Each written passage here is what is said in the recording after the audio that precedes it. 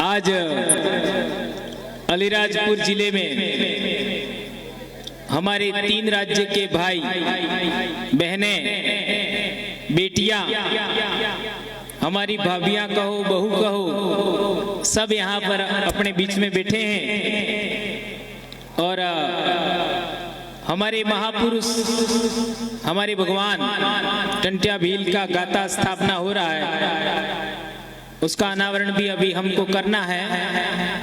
बहुत सारी बातें आप लोगों ने, विभिन्न सामाजिक कार्यकर्ता विभिन्न क्षेत्र से आए, उनकी बात आपने सुनी।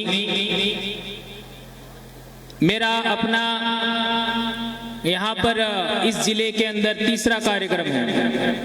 पहले वहाँ कस्बे में कार्यक्रम था, वहाँ हम लोग आए थे शहर के बीचों बीच। इसके बाद में कट्ठीवाड़ा में आए थे और आज हमारा तीसरा कार्यक्रम जिसमें मैं आया हूँ।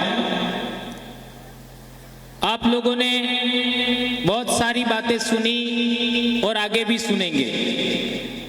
कुछ महत्वपूर्ण बातें हैं जो आपके बीच में मैं रखना चाहता हूँ, क्योंकि जड़ को समझे बगैर हम लोग किसी भी बात को उतने अच्छे तरीके से दूसरों को नहीं समझा पाते। चूंकि मैं एक शिक्षक हूं, तो शिक्षक का दायित्व यही होता है, कर्तव्य यही होता है कि वह अपने बच्चों को भी पढ़ाए, अपने बच्चों को मतलब अपने स्कूल के बच्चों को पढ़ाए और समाज को भी पढ़ाए। तो समाज को पढ़ाने के लिए हम लोग बोलते रहते हैं, जन जागरण करते रहते हैं। आज भी मैं 3 से 4 घंटा पढ़ता हूं, इतने स्टूडेंट भी नहीं पढ़ते हैं। तो आप लोगों से मेरा अनुरोध है, विशेष करके क्योंकि मैं शिक्षा जगत से जुड़ा हूं, तो आपको लगातार पढ़ना पड़ेगा और उसके अंदर जो चीजें अच्छी हैं उनको हमें ग्रहण करना है और जो हमारे अनुकूल नहीं है उनको हमें छोड़ना है। मेरे समाज के भाइयों बहनों, कोई भी व्यक्ति का मतलब महिला पुरुष दोनों परिपूर्ण नहीं होता। उसके अंदर कुछ कमियां खामियां हो सकती हैं, उनको हमें और सुधार करना है और वो सुधार अपने अंदर होता है, कोई दूसरा नहीं कर सकता। तो हम लोगों को लगातार अपनी क्षमताओं का वर्धन करना है, अच्छे से अच्छा नॉलेज इकट्ठा करना है और अच्छे से अच्छा बोलना सीखना है। ये बात आप लोगों के बीच में सबसे पहले मैं कहना चाहता हूं। दोस्तों, अभी पिछले दिनों बाढ़ सी आ गई है आदिवासियों के बारे में बोलने पर। कोई कह रहा है कि आदिवासी इस देश का मालिक है। अभी राहुल जी ने बोला था, तो ये बात हम लोग पहले से कह रहे हैं। झाबुआ में ही हम लोगों ने आदिवासी एकता परिषद के कार्यक्रम में मैंने एक स्लोगन दिया था कि जय जोहार का नारा है, भारत देश हमारा है। इस आर्टिकल के अलावा एक और आर्टिकल हमने बोला था कि वनवासी नहीं आदिवासी हैं हम, आदिवासी ही नहीं भारत देश के मूल मालिक हैं हम। ये चीजें आप लोगों के माध्यम से बार बार समाज के बीच में रखी गई और इसको ज्यादा लोकप्रिय होने की वजह से जो हमारे समाज का अंदर से भाव था, हमारे अंतर मन में हमारे पूर्वजों की आवाज थी, उस आवाज को आप लोगों ने अच्छे तरीके से समाज तक पहुंचाया, लोकप्रिय हुआ यह आर्टिकल। तो आज की तारीख में सबको बोलना पड़ रहा है, सभी बोल रहे हैं और एक दिन आएगा जो नहीं बोलते वो भी बोलेंगे। जो वनवासी बोल रहे हैं ना, वो भी बोलेंगे। तो उस दिन तक हमें अनुशासन में रहना है, पेशेंस रखना है, धैर्य रखना है, उलझना नहीं। मैं बार बार कहता हूं, पिछली बार भी मैंने पाताल पानी में बोला था भेद नीति की बात। हमें आदिवासी बनाम आदिवासी नहीं होना है। यदि आदिवासी आदिवासी से लड़ने लग गया तो दूसरे लोग कामयाब हो जाएंगे। ये बात ध्यान रखो। आदिवासी बनाम आदिवासी यदि हम हो गए तो दूसरे लोग कामयाब हो जाएंगे। तो क्या आप लोग दूसरों को कामयाब करना चाहते हो, क्या आदिवासियों को कामयाब करना चाहते हो? आदिवासियों को कामयाब करना चाहते हैं। तो हमें आदिवासी बनाम आदिवासी नहीं होना है, नंबर 1। दूसरी बात, आदिवासी क्या है? आदिवासी का जब डेफिनेशन पिछले दिनों राहुल जी ने भी बताई, क्या बताई? इस धरती में पहले रहने वाला मालिक, ये बात बताई थी। और हम पहले से जानते हैं कि आदिवासी का मतलब पहले से रहने वाला। लेकिन मेरा यह सवाल है, कब से रहने वाला? ये कोई नहीं बोलता है। कब से रहने वाला? तो आप बताइए, कब से रहने वाला? भारत के अंदर एक बात चलती है, क्या चलती है? कि अफ्रीका से भारत के अंदर 65,000 साल पहले लोग आए थे। तो क्या 65,000 साल पहले अफ्रीका से आए थे, क्या हम उनके वंशज हैं? ये बड़ा सवाल है, ये कोई नहीं बोलता है। तो आप लोगों का क्या मानना है कि 65,000 साल पहले जो अफ्रीका से लोग यहां आए थे, क्या हम उनके वंशज हैं? नहीं है, नहीं है। तो फिर आगे का क्या एविडेंस है, ये हमको जांचना पड़ेगा। अभी मध्य प्रदेश में नर्मदा घाटी में हथनोरा गांव में, होशंगाबाद जो नर्मदापुरम कहते हैं, वहां पर जो इंसान की खोपड़ी मिली, जिसको नर्मदा मानव कहते, वो इस दुनिया में, इस धरती पर सबसे पहले पुराने, सबसे पहले इंसान का खोपड़ी है, जिसको कहते होमिनिड। होमिनिड की खोपड़ी है, इंसान जैसा। तो वो किसका था? किसका था? किसके वंश, किसके पूर्वज का था? ये समझना है। वो 65,000 साल से पहले का है। इसी तरीके से मध्य प्रदेश में ही नरसिंहपुर जिले में भीमबेटका, ये भीमबेटका शब्द भी हमारा नहीं है। वहां पर जो इंसान ने चित्रकारी किया है, शैल चित्र बनाए, वो भी 65,000 साल से पुराने हैं। वो किसने बनाए? वो भी हमारे पूर्वजों ने बनाए। इट मीन्स ये बात सिद्ध होती है कि हमारे पूर्वज 65,000 साल से पहले से इस धरती पर रहते थे। इस धरती का मतलब भारत भूमि पर रहते थे। यही बात हमारे साबरमती एरिया, साबरमती नदी के इलाके में, हमारा राजस्थान में कोटड़ा लगता है और गुजरात के अंदर खेड़ ब्रह्मा इलाका लगता है, वहां पर भी ऐसे अवशेष मिले, उससे भी ये बात प्रमाणित हुई है। तो अब दूसरी बात आई, 65,000 साल पहले लोग आए, वो कौन थे? ये जांच करने का विषय है। मैं अभी इसके बारे में कुछ नहीं बोलूंगा। अब सवाल पैदा होता है कि सिंधु घाटी सभ्यता है, वो 3,500 साल पहले थी। कितना साल पहले? 3,500 साल पहले। इट मीन्स वो लाखों साल के बाद में लगातार इंसान विकसित होते होते होते होते सिंधु घाटी सभ्यता तक खेती बाड़ी और पशुपालन और नगरों का विकास हुआ। ध्यान रखिए, खेती बाड़ी, पशुपालन और नगरों का विकास हुआ। और सिंधु घाटी सभ्यता में टेक्नोलॉजी भी विकसित हो गई थी, व्यापार भी विकसित हो गया था। उस जमाने में भी कई सारे लोग भारत में नहीं आए थे। वो कौन थे, ये जांचने का विषय। इसके बाद आप इतिहास देखते हो तो पूरी दुनिया के अंदर जिसको हम धर्म कहते हैं, धर्म को मानने वाले लोग हैं, वो भी भारत में नहीं आए थे। धर्म को मानने वाले लोग पहली बार भारत में आए हैं 516 ईसा पूर्व के आसपास। 516 ईसा पूर्व के आसपास जो धर्म मानने वाले लोग हैं, वो भारत में आए हैं। और हम उससे पहले रहते हैं, इसलिए हम धर्म पूर्वी संस्कृति को मानते हैं, ऐसा हम कहते हैं। तो 516 ईसा पूर्व और ये 2000, कितना साल हुआ? 2,500 साल पहले। 2,500 साल पहले धर्म को मानने वाले लोग भारत में आए थे। और वो कहां से आए थे? ईरान से आए थे।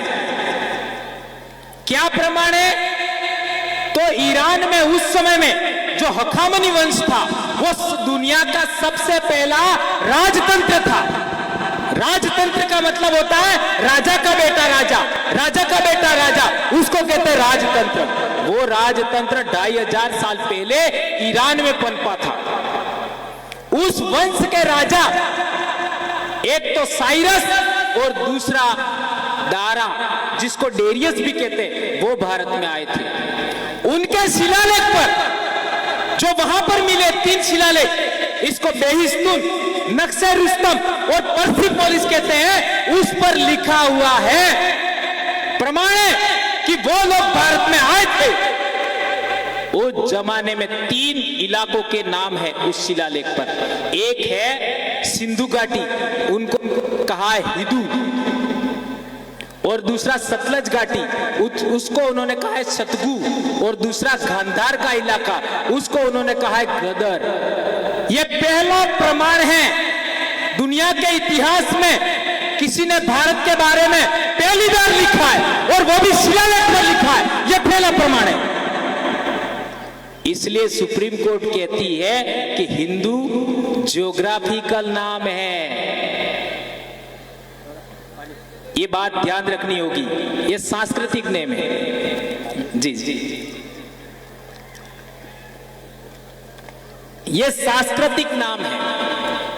अब सवाल पैदा होता है कि उसके बाद के अंदर, उसके बाद में हमारे देश में कौन आता है? सिकंदर आता है। सिकंदर के भी प्रमाण मिले हैं, उन लोगों ने लिखा है, उन लोगों ने लिखा है। और सिकंदर का ही सेना करता था सेल्यूकस, उसका राजदूत था मेगस्थनीस, उसने भी किताब लिखा इंडिका, उसके अंदर भी लिखा हुआ है।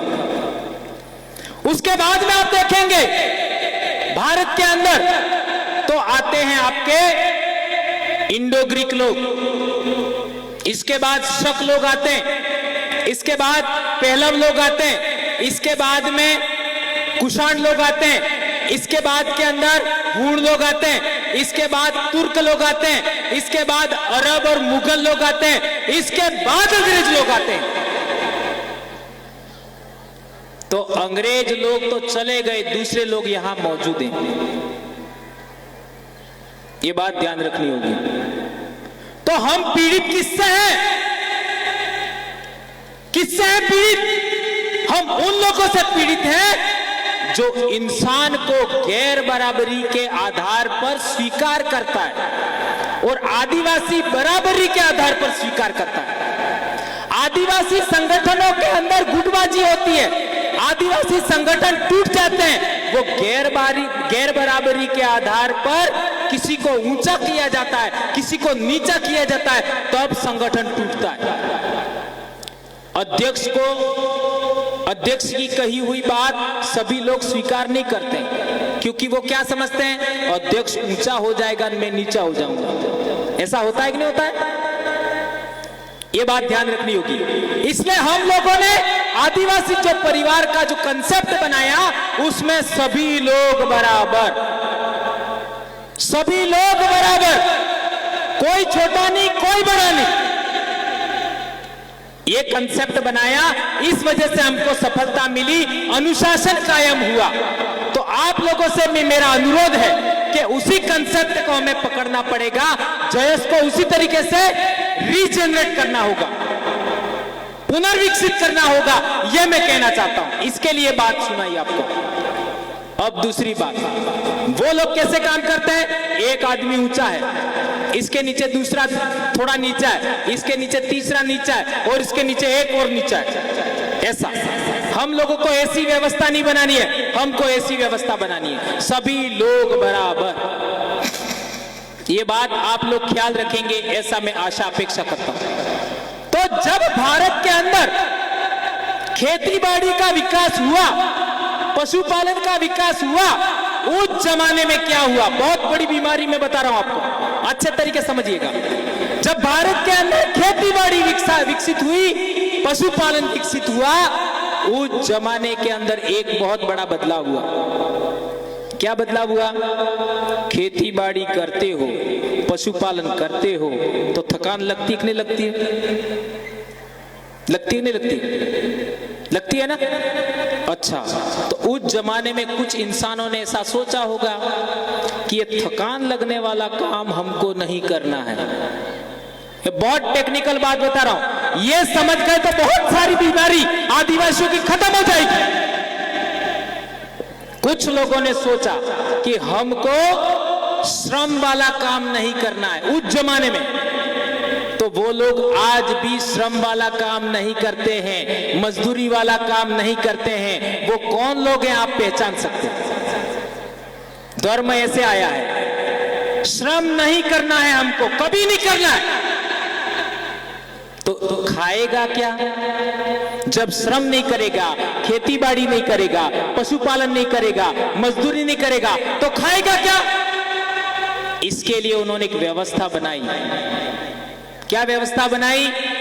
कि सबसे श्रेष्ठ मैं हूं और मैं ईश्वर का दूत हूं, ईश्वर से मेरी डायरेक्ट बात होती है। इस तरीके से इस धरती पर धर्म आए। ये पूरी दुनिया में हुआ है, केवल भारत में नहीं हुआ, ये पूरी दुनिया में हुआ। उसने झूठ बोला। क्या झूठ बोला? मेरा ईश्वर से डायरेक्ट बात होता है, मैं उसका दूत हूं, मैं सर्वश्रेष्ठ हूं। ये बात उसने अपने आप को घोषित किया, वो बात झूठी थी।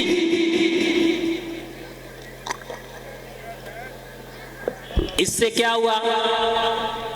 जो सच बोलने वाले लोग थे उनमें विभाजन हो गया। ध्यान रखो, आदिवासी आज भी सच बोलता है, और आदिवासी हारता क्यों है? सच बोलने की वजह से हारता है। तो इसका मतलब क्या है? कि हमको सच नहीं बोलना है, बोलना है। लेकिन झूठ बोलने वाले लोग कौन कौन हैं, उनको निष्प्रभावी करना है, तभी आप सफल होंगे। यह बात समझना है। तो झूठ बोलने वाले लोगों ने धर्म का विकास किया, ये बात ध्यान रखनी होगी। फिर क्या हुआ?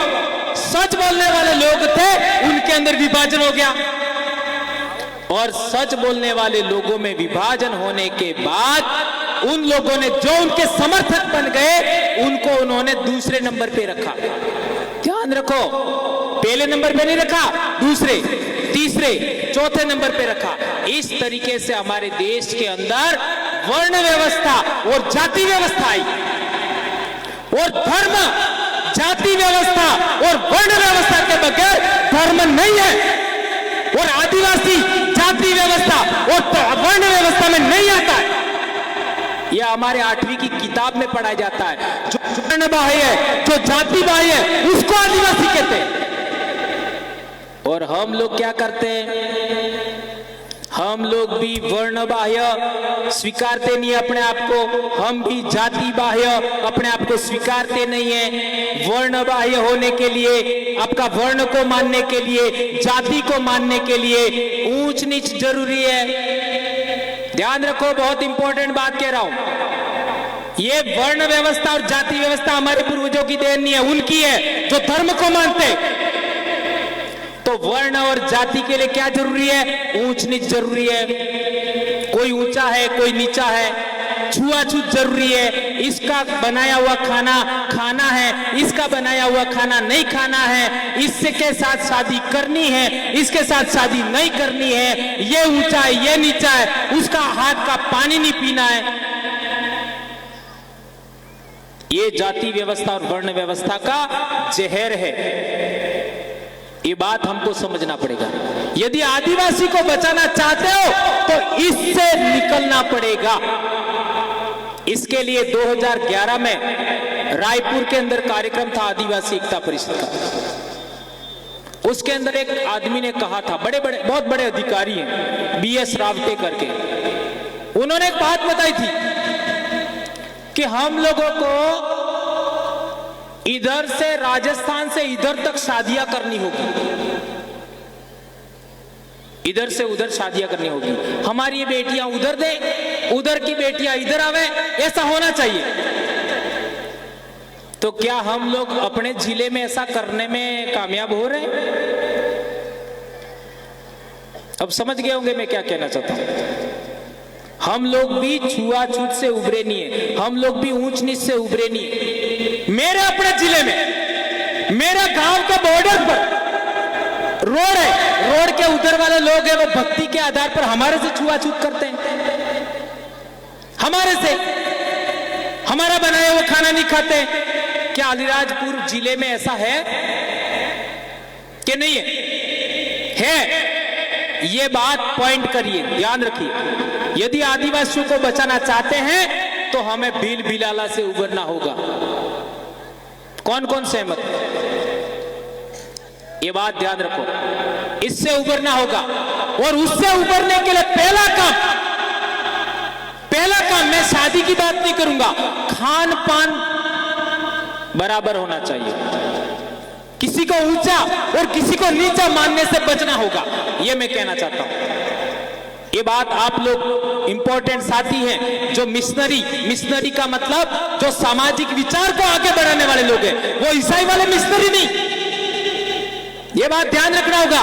ईसाई धर्म भी हमारा भीलों का, आदिवासियों का, बिलाला का, पटलिया बारेला का नहीं है, वो हमारा पूर्वज नहीं है। यही बात इस्लाम पर लागू होती है, यही बात वर्ण धर्म पर लागू होती है। यह हमारे पूर्वजों की देन नहीं है।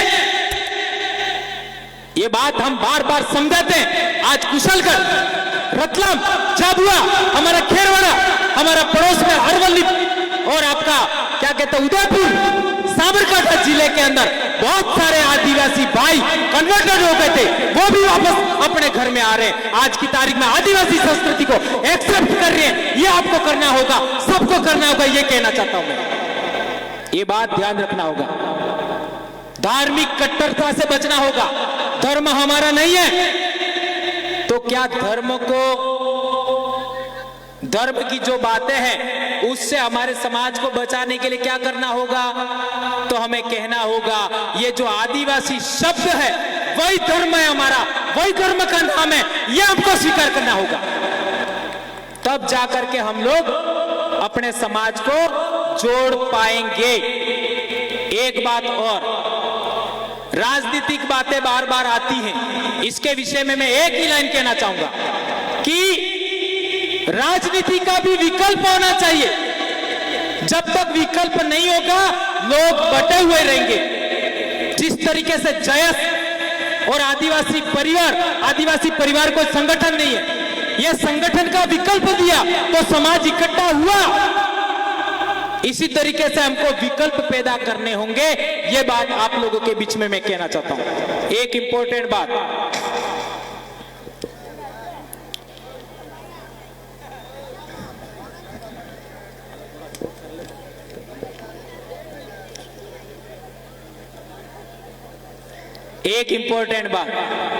सबसे पहले हमारे एक साथी ने बोला था जल जंगल जमीन, ठीक है? तो पहले जमाने में इतिहास हम पढ़ते हैं तो लोग किला बना के रहते थे। अलीराजपुर में भी किला होगा, है ना? किला बना के रहते थे। तो हमारे पूर्वज किला बना के रहते थे क्या? ये बात बहुत टेक्निकल है, समझना। हमारे लोग वो किला बना करके अपने आप की सुरक्षा करते थे, संरक्षित होते थे। तो हमारे लोग कैसे सुरक्षित होते थे? कैसे सुरक्षित होते थे? जंगल के सहारे, पहाड़ के सहारे, बराबर है? वो लोग किले के माध्यम से या प्रिविलेज प्राप्त, विशेषाधिकार प्राप्त। ये बात आपको समझ में आ रही नहीं आ रही मुझे नहीं पता, लेकिन मैं जो कहना चाहता हूं समझिएगा। वर्ण व्यवस्था और जाति व्यवस्था को मानने वाले उनके द्वारा संरक्षित लोग थे, वो अलग थे, और जंगल के सहारे संरक्षित लोग थे, वो अलग थे। इसलिए हमारे पूर्वजों ने लड़ाई लड़ा, वो जल जंगल जमीन के सहारे लड़ाई लड़ा। तो हमारा भगवान कौन? इसको भी मैं कई बार बोलता रहा हूं। हमारा भगवान किसको कहेंगे? जो जल जंगल जमीन के लिए लड़ा, वो हमारा भगवान, ये कहना होगा। तो हमारा भगवान कौन हुआ? बिरसा मुंडा, जल जंगल जमीन के लिए लड़ा। टंटिया बिल किसके लिए लड़ा? जल जंगल जमीन के लिए। वो हमारा पूर्वज, हमारा भगवान हुआ। इस तरीके से हमें बातों को समाज के अंदर बोलना चाहिए, प्रचार करना चाहिए, ये बात मैं कहना चाहता हूं। दोस्तों, बातें बहुत सारी है, लेकिन हमारे एक दो साथी और बोलने वाले हैं। मैंने एक इंपॉर्टेंट बात बताई, उस पर मंथन करिए। जो विचारशील लोग हैं, ये पचना इतना आसान नहीं है, समझना इतना आसान नहीं है। श्रम करने वाले लोग और श्रम नहीं करने वाले लोग, ये दोनों कभी एक नहीं हो सकते। कैसे? मांस खाने वाले लोग और मांस खाने वाले जानवर और घास खाने वाले जानवर, दोनों का हित एक नहीं हो सकता। ध्यान रखो, घास खाने वाले जानवर मांस खाने वाले जानवरों के बगैर जिंदा रह सकते हैं। घास खाने वाले जानवरों के बगैर मांस खाने वाले जानवर जिंदा नहीं रह सकते। इसी तरीके से श्रम करने वाले लोग, मजदूरी करने वाले लोगों के बगैर मजदूरी नहीं करने वाले लोग जिंदा नहीं रह सकते। लेकिन मजदूरी करने वाले लोग नहीं मजदूरी करने वाले लोगों के बगैर जिंदा रह सकते हैं। इसलिए आप लोगों को, जो लोग नहीं मजदूरी करते हैं, उनके संगठन से बाहर निकलना होगा। जो लोग मजदूरी नहीं करते, उनके धर्म से बाहर निकलना होगा। जो लोग मजदूरी नहीं करते, उनके राजनीतिक दलों से बाहर निकलना होगा। और जो कमेरिया जातियां हैं, श्रम करने वाली जातियां हैं, उनको अपना संगठन बनाना चाहिए, उनको अपना आदिवासी धर्म बनाना चाहिए, उनको अपना बलबूते पार्टी बनाना चाहिए। ऐसा मैं कहना चाहता हूं। ये बात आप लोगों को कितनी पची है, मुझे कोई फर्क नहीं पड़ता। मैं डॉक्टर हूं, मैं समाज का डॉक्टर हूं, तो मैं डॉक्टर हूं, इसलिए मैं दवाई ही देता हूं। ठीक है?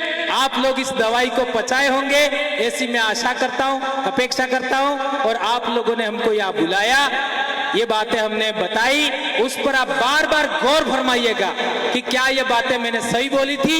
यदि सही लगे तो समाज में प्रचार करिएगा, आगे बढ़ाइएगा। धन्यवाद। कुछ बात मेरे द्वारा गलत हो गई होगी, माना कि मैं बोलता नहीं हूं, लेकिन माना कि गलत हो गई हो तो मैं आपका ही भाई हूं। हमारे पूर्वज भी धार जिले से गए, राजस्थान, और उधर वाले लोग भी इधर आए हैं, है ना?